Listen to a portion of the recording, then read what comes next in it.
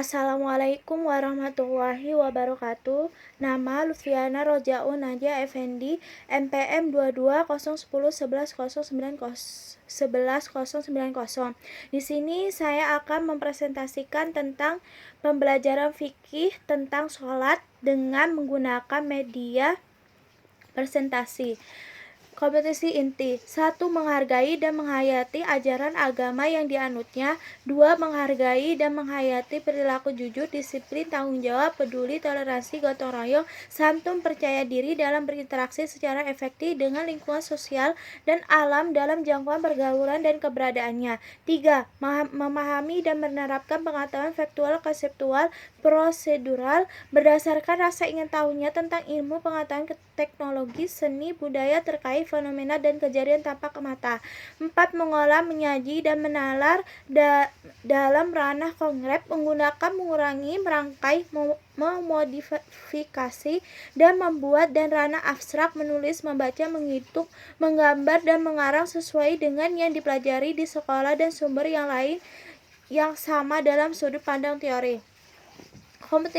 Kompetensi dasarnya yaitu menghayati ketentuan sholat 5 waktu, menghayati hikmah sholat 5 waktu, memahami waktu-waktu sholat 5 waktu, memahami ketentuan sujud sawi.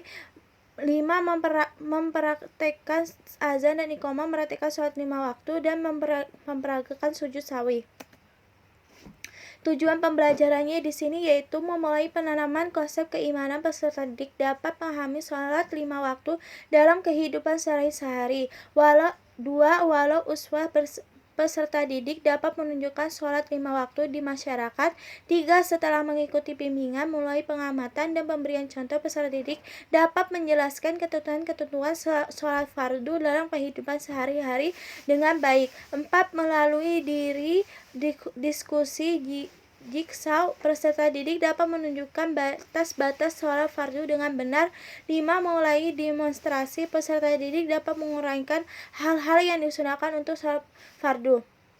Efektif penggunaan media pelajar ini: apabila saya menjadi guru, saya akan menggunakan media presentasi. Langkah-langkah dalam menggunakan media pembelajaran ini: cara membuat PPT yaitu buka aplikasi PowerPoint, tulis teks apa yang ingin dipastikan, pilih template yang sudah disediakan. Cara membuat videonya yaitu saya menggunakan aplikasi Capcut dan suara saya memakai perekaman suara. Efektivitas penggunaan media pembelajaran ini: apabila saya sebagai guru, saya menggunakan media presentasi. Mengapa saya menggunakan media presentasi? Agar siswa lebih mencari tahu tentang materi yang dipelajari oleh siswa. Dengan siswa bisa menjadi kreatif. Alasan menggunakan media ini yaitu meningkatkan pengetahuan siswa dan meningkatkan kreatif siswa. Cara kerja operasional. Cara kerja dengan menggunakan media presentasi pada masa pandemi yaitu menggunakan laptop, Zoom, WA, Google Meet, dan paket data. Cara kerja operasional menggunakan media presentasi pada saat offline yaitu menggunakan laptop, infocus, papan tulis, dan spidol. Kelebihan pada menggunakan media presentasi ini yaitu: 1. Membuat slide presentasi yang mudah. 2. Terdapat fitur ekspor dokumen ke PDF. 3. Memiliki beragam alat bantu yang lengkap. 4. Tersedia fitur kolaborasi. 5. Mempunyai fitur outtring yang canggih. 6. Terdapat fitur yang cloud service mikrofon. 7. Pilihan template yang beragam. Kekurangan dan menggunakan media presentasi hanya digunakan oleh platform Windows dan setiap versi PowerPoint tidak stabil antara satu dengan yang lain. Saran dan rekomendasi: mulai media presentasi ini, siswa dapat mempelajari, menyimak, dan memahami materi dengan baik. Adapun yang saya terangkan yaitu tentang pengertian sholat 5 waktu, ketentuan waktu sholat 5 waktu. 3. Pengertian sujud sawi. Pengertian sholat.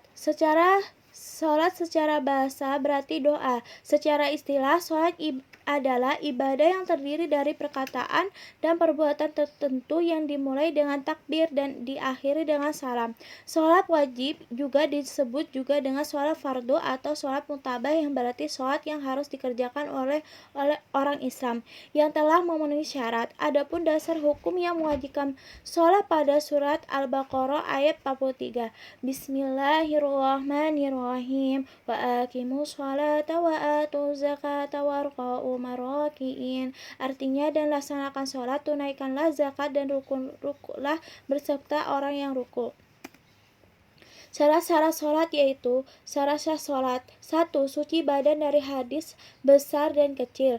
2. Suci badan, pakaian, dan tempat dari najis. 3. Menutupi aurat. Aurat laki-laki adalah antara pusar sampai lutut, sedangkan aurat perempuan adalah seluruh anggota badan kecuali kedua telapak tangan dan wajah. 4. Telah masuk waktu sholat. Sholat tidak wajib dilaksanakan kecuali apabila sudah masuk waktunya, dan tidak sah hukum sholat yang dilaksanakan sebelum waktunya. 5. Menghadap kiblat. Jika berada dalam masjid haram Mekah, maka harus menghadapi langsung, dan jika jauh dari Baitul Haram, maka cukuplah menghadap ke arahnya. Syarat wajib sholat 1. Islam, maka tidak sah sholat yang dilakukan oleh kafir dan tidak terima, begitu pula halnya semua amalan yang dilakukan. 2. Balik laki-laki keluar sperma atau sudah berumur 15 tahun, dan perempuan telah keluar darah haid atau sudah berumur 15 tahun. Akan tetapi, anak kecil itu hendaknya diberitakan untuk melaksanakan sholat sejak berumur tahun, dan sholatnya itu sunnah baginya. 3. Berakal. Tindakan wajib sholat itu bagi orang gila atau mabuk. 4. Suci haid dan nifas bagi perempuan. 5. Telah sampai dakwah kepadanya. 6. Terjaga tidak sedang tidur. Sunah-sunah sholat. Sunah sholat merupakan ucapan atau gerakan yang dilaksanakan dalam sholat selain rukun sholat. Sunah-sunah sholat dibagi menjadi 2, yaitu sunah abad. Sunah abad adalah amalan sunah dalam sholat yang apabila terlupakan harus diganti dengan sujud sahwi. Yang termasuk sunah abad yaitu adalah tasyahud awal, membaca sholawat pada tasyahud, membaca sholawat atas keluarga Nabi, tasyahud akhir, membaca qunut pada sholat subuh, dan sholat witir pada pertengahan hingga akhir bulan Ramadan. Sunah hayat adalah amalan sunat dalam yang apabila terlupakan tidak perlu digantikan dengan sujud sahwi. Yang termasuk sunah hayat adalah mengangkat tangan ketika takbir ihram sampai sejarak ujung jari dengan telinga, dan telapak tangan sampai bahu. Meletakkan tangan kanan di atas tangan kiri seketika sekedap. Memandang ke tempat sujud kecuali waktu membaca asyhadu alla ilaha illallah. Seketika itu pandangan itu telunjuk tangan. Membaca doa iftitah. Tumanina, diam sejenak sebelum atau sudah membaca surah Al-Fatihah, mengucapkan lafal amin sesudah membaca surah Al-Fatihah, membaca surat selain surat Al-Fatihah setelah membaca surah Al-Fatihah, mendengarkan bacaan imam bagi makmum, mengeraskan suara pada 2 rakaat pertama sholat maghrib, isya, dan subuh, membacakan takbir intikal setiap ganti menggerakkan kecuali dengan berdiri dari ruku, membaca ketika iktidal. Adapun yang membatalkan sholat antara lain yaitu berbicara dengan sengaja, tertawa, berhadas maupun hadas kecil, terbuka auratnya, merubah niat, membelakangi kiblat, makan dan minum, murtad, meninggalkan sholat sabtu rukun sholat dengan sengaja, bergerak dengan banyak 3 kali gerakan atau melebihi berturut-turut. Rukun dan syarat sholat. Tentang rukun sholat ini dirumuskan menjadi 3 perkara, yaitu niat, berdiri, takbiratul ihram, membaca surat Al-Fatihah, ruku dan tumanina. 6. I'tidal dan tumanina, sujud 2 kali dengan tumanina. 8. Duduk antara sujud dengan tumanina, duduk tasyahud akhir, membaca tasyahud akhir di waktu di rakaat, membaca salawat Nabi. 2. Mengucapkan salam yang pertama. 13. Tata tertib yang berturut-turut menurut peraturan yang telah ditentukan. Ketentuan waktu sholat fardu. Sholat zuhur awal waktunya setelah condong matahari ke barat dari pertengahan langit, dan akhir waktunya apabila bayang-bayang telah sama panjangnya dengan sesuatu. Waktu aksar waktunya mulai dari habis waktu zuhur sampai terbenamnya matahari. Waktunya maghrib waktunya dari terbenamnya matahari sampai terbenamnya syafaq yang merah, cahaya merah yang kaki langitnya sebelah barat. Sholat isya waktu isya dari hilangnya syafaq merah sampai terbitnya fajar sodik. Waktu subuh waktunya dari terbitnya fajar sodik sampai terbitnya matahari. Waktu-waktu yang dilarangkan oleh mengerjakan sholat makruh tahrim orang yang mengerjakan sholat sunat yang tiada sebab ialah ketika matahari sedang tanpa puncak ketinggiannya hingga tergelincirnya, kecuali pada hari Jumat ketika orang ke masjid untuk mengerjakan sholat tahiyat masjid, ketika terbit matahari sehingga naik tombak atau lembing, ketika matahari sedang terbenam sampai sempurnanya terbenam. Sujud sahwi. Pengertian sujud sahwi adalah sujud yang dilakukan karena seorang meninggalkan sunnah abad, kurang rakaat atau kelebihan rakaat, maupun ragu-ragu tentang jumlah rakaat dalam sholat.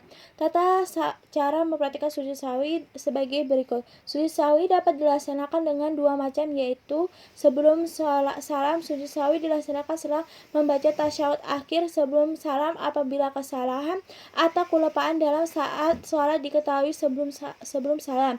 Sujud sahwi ini dilaksanakan dengan membaca takbir dahulu, dilanjutkan dengan sujud dan membaca sujud sahwi 3 kali, dilanjutkan dengan duduk istarshi, dilakukan dengan sujud sahwi lagi dengan bacaan yang sama, dilanjutkan dengan Taurat tasyahud akhir, membaca takbir yang dilakukan dengan salam. Setelah salam yaitu sahwi dilakukan dengan salam apabila kesalahan atau kelupaan dalam salat diketahui setelah salam. Tata caranya sama dengan sujud sahwi sebelum salam. Sekian dari presentasi saya. Wassalamualaikum warahmatullahi wabarakatuh.